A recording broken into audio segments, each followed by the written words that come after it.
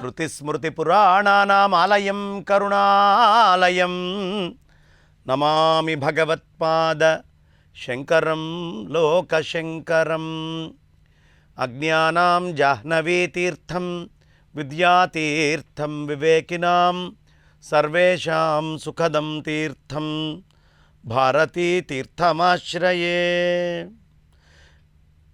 విద్యా వినయ సంపన్నం వీతరాగం వివేకినం వందే వేదాంత తత్వజ్ఞం విధుశేఖర భారతీం. నమోస్తుతే వరాహాయ నమస్తే మత్స్యరూపిణే నమో యోగాధిగమ్యాయ నమః సంకర్షణాయ చ నమః సంకర్షణాయతే. ఈటీవీ లైఫ్ పురాణ రహస్యాలు కార్యక్రమంలో కూర్మ పురాణం చెప్పుకుంటున్నాం.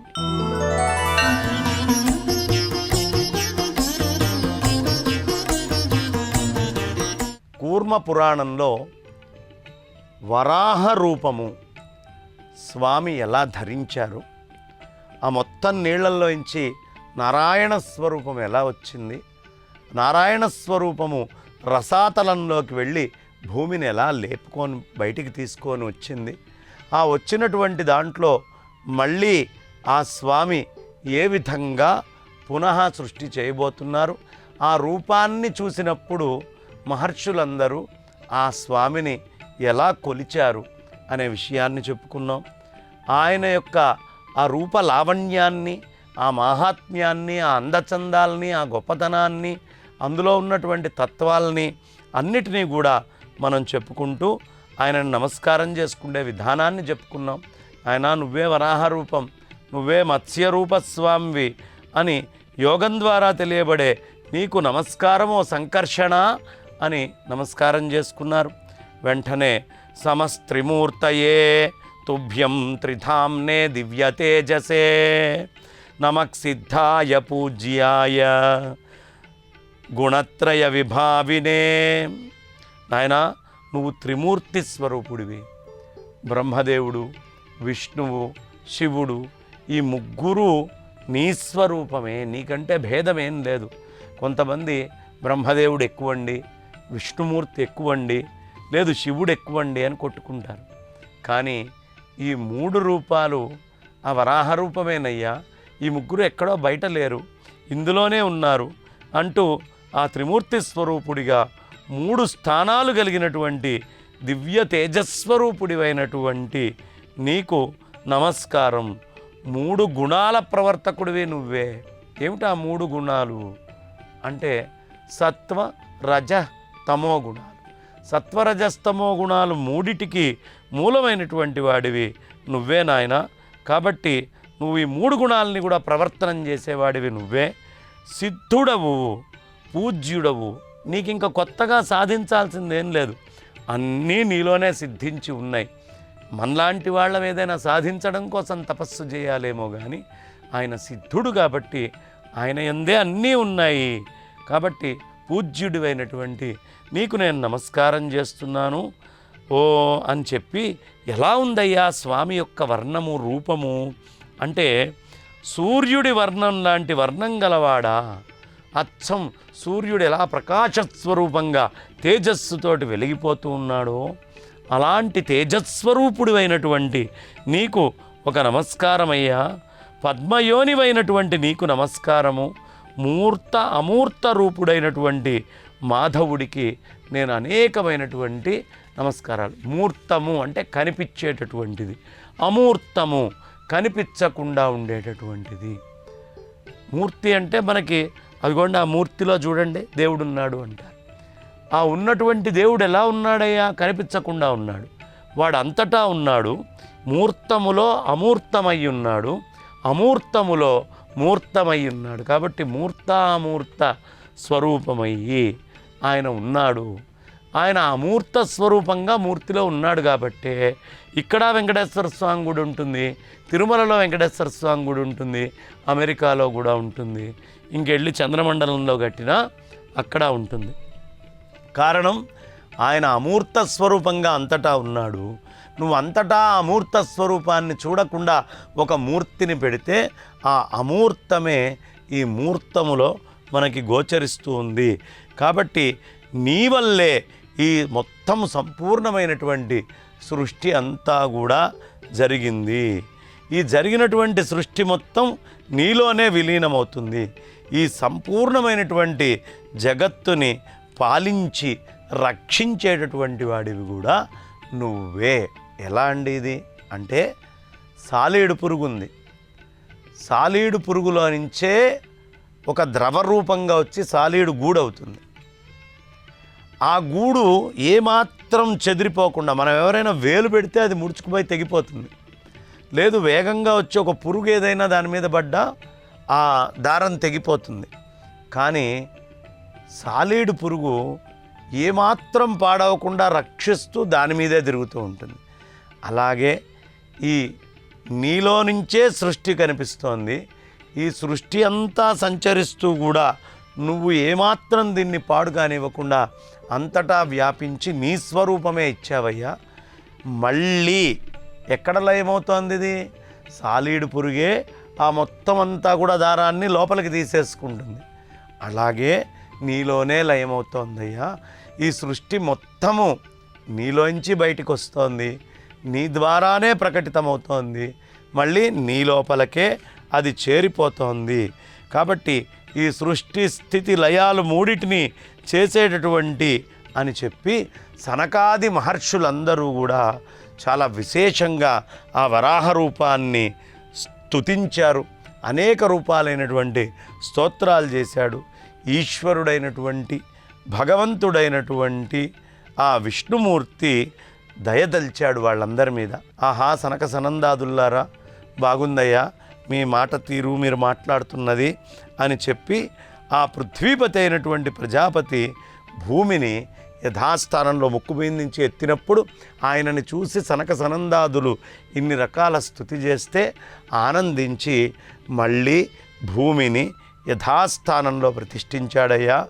మనస్సుతో దాన్ని ధరించి తన వరాహ రూపాన్ని అక్కడ ఉపసంహరించాడు.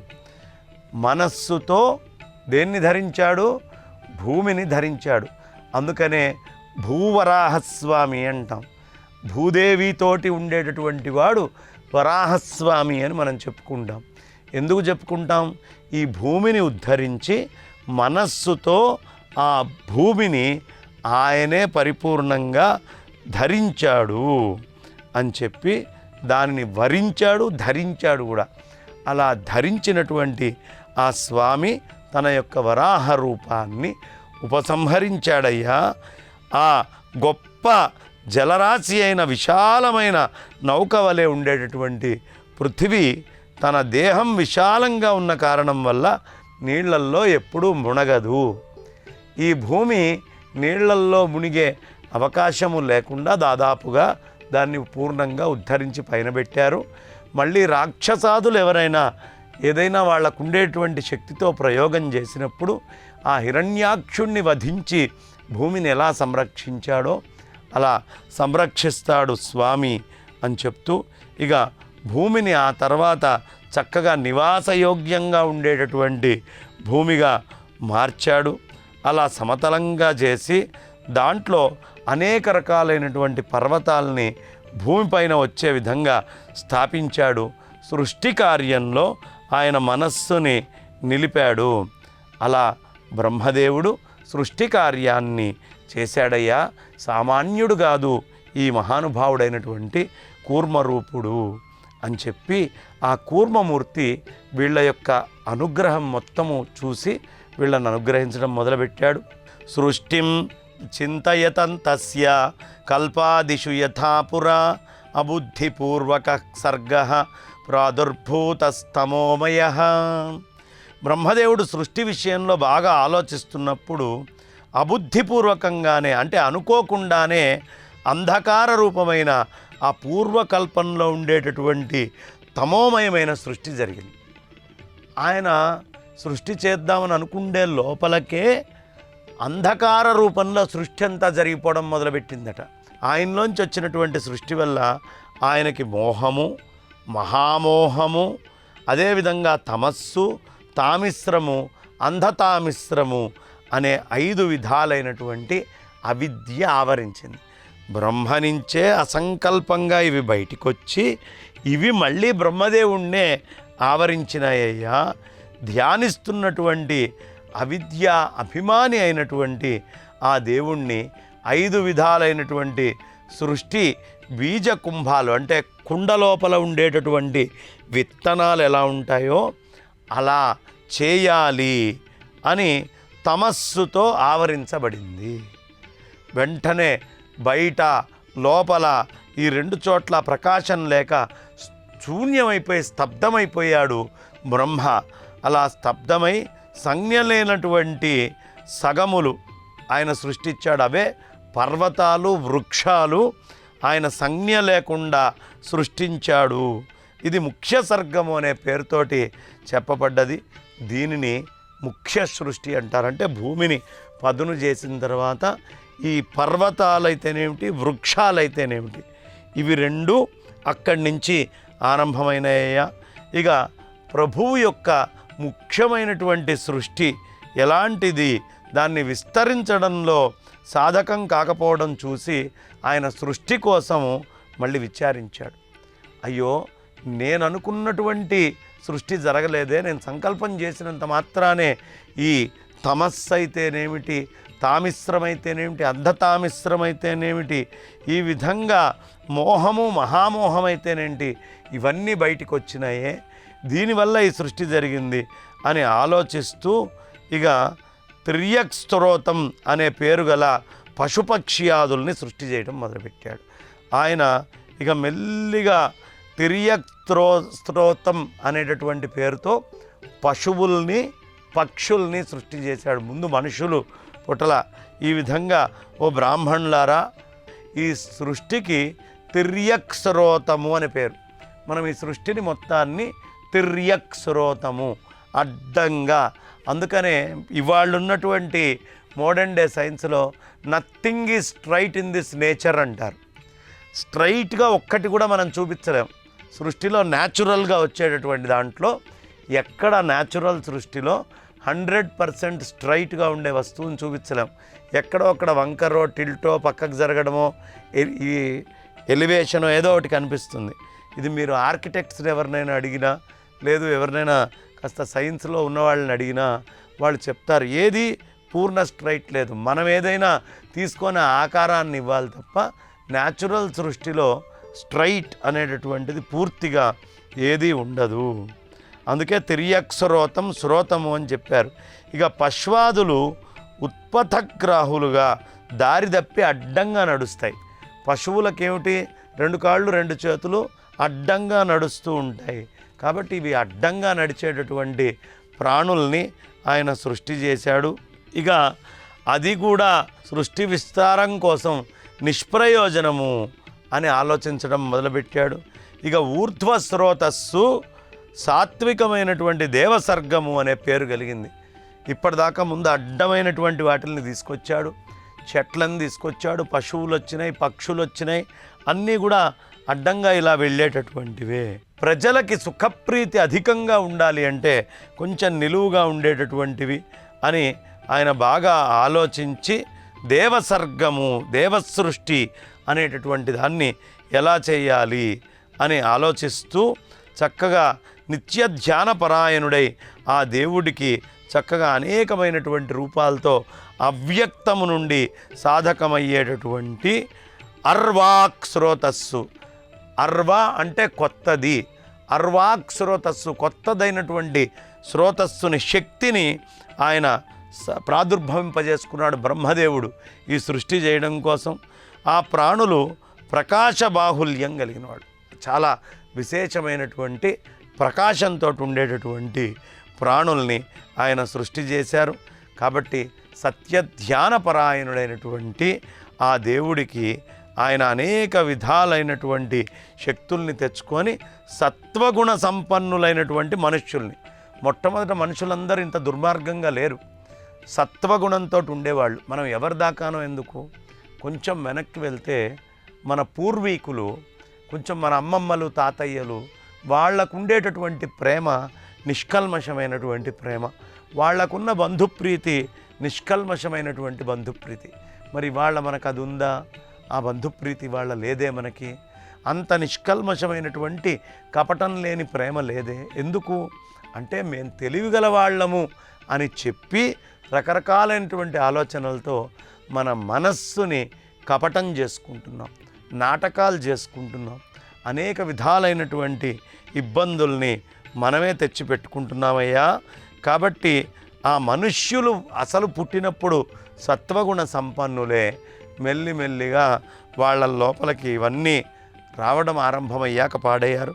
ఈ మనుష్య సృష్టిని చూసి జన్మలేని భగవంతుడికి ఇంకొక సృష్టి చెయ్యాలి అనే కోరిక వచ్చింది. ఈ ఆలోచన రాగానే భూతాది సృష్టి ఉత్పన్నమైనది. భూతాదుల్ని సృష్టి చేశాడు ఆయన. ఈ భూతాదులన్నీ కూడా రావటం వచ్చింది. వాళ్ళేమో చాలా అన్నిటినీ ఇలా గుంజుకోవటం, పరిగ్రహించటమే లక్షణంగా కలిగిన వాళ్ళై, వాళ్ళు ఎంతసేపు ఉన్న సంభోగము ఇట్లాంటి వాటి మీదే ప్రీతి కలిగాయి. ఇక బాగా భోజనం చేయాలి, ఇక శీలము అనేటటువంటిది వాళ్ళకి లేనే లేదు. శరీరం మీద సిగ్గు శరము అనేటటువంటిది మొత్తము లేనటువంటి భూత సృష్టి జరిగింది. వీళ్ళు భూతాదులుగా కీర్తించబడుతున్నారు. మన చుట్టుపక్కలే ఉండేటటువంటి భూతాలు ఎవరయ్యా అంటే, ఎంతసేపు ఉన్న పక్కవాడిది ఎక్కడి నుంచి నేను గుంజుకోవాలి అని ఆలోచించేటటువంటిది భూత లక్షణము. అలాగే ఎంతసేపు ఉన్న సంభోగం మీదే ప్రీతి కలిగి ఉండేటటువంటి వాళ్ళకి భూత లక్షణాలే ఉంటాయి. ఇక నిరంతరం ఎంతసేపు ఏం తిందామా అని వెతుక్కొని పడి తింటూ ఉండేటటువంటి వాళ్ళు, శీలము అనేటటువంటిది లేకుండా, ఒక క్యారెక్టర్ లేకుండా బతకటము, ఇవన్నీ భూత లక్షణాలు. ఈ భూత సృష్టి అనేటటువంటిది చేయబడ్డది. వీళ్ళందరే భూతాదులుగా చెప్పబడుతూ ఉన్నారు. కాబట్టి ఓ బ్రాహ్మణోత్తములారా, సృష్టి ఈ 5 రకాలుగా చేయబడ్డది. బ్రహ్మదేవుడి యొక్క మొదటి సృష్టికి మహత్తు, తన్మాత్రలు, భూతసర్గ, వైకారిక సృష్టి, ఇంద్రియ సృష్టి, ఈ 5 సృష్టిల్ని చేశారు.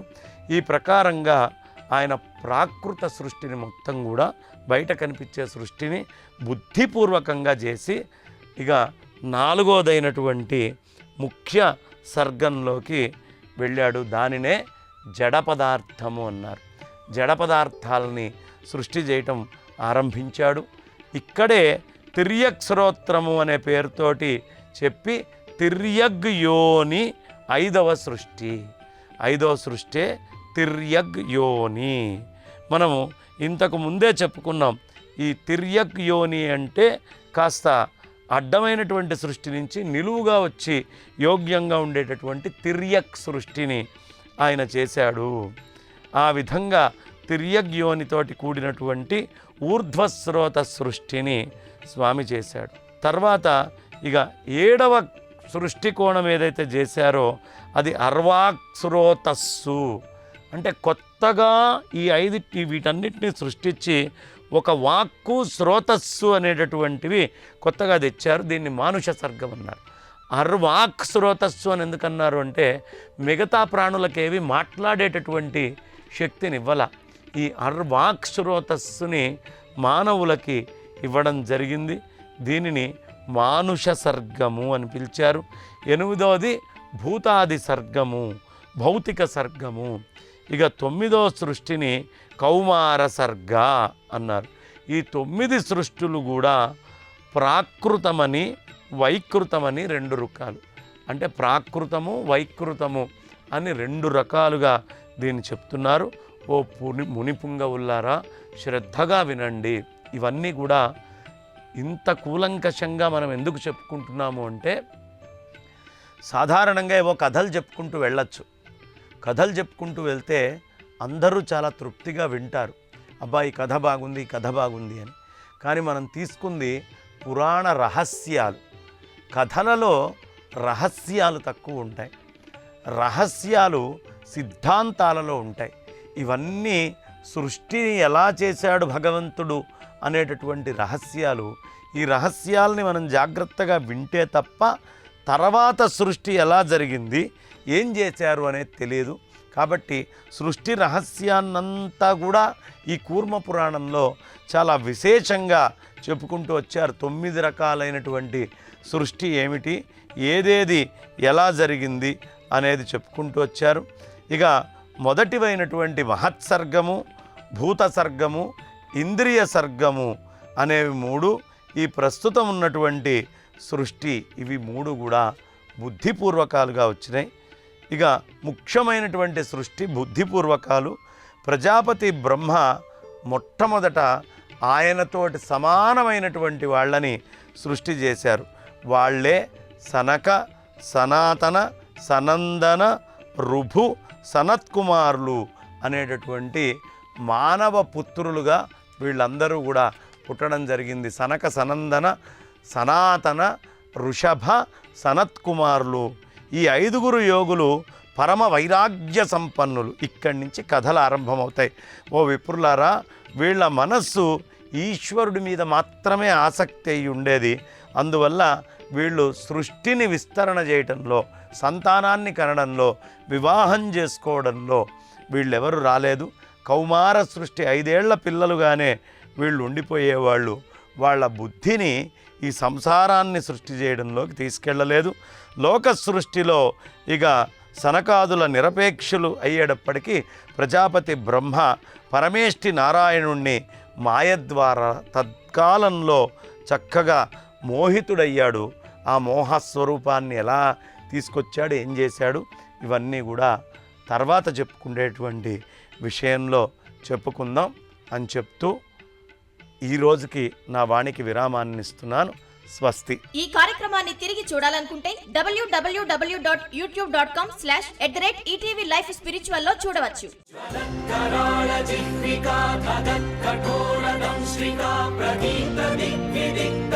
ప్రచండ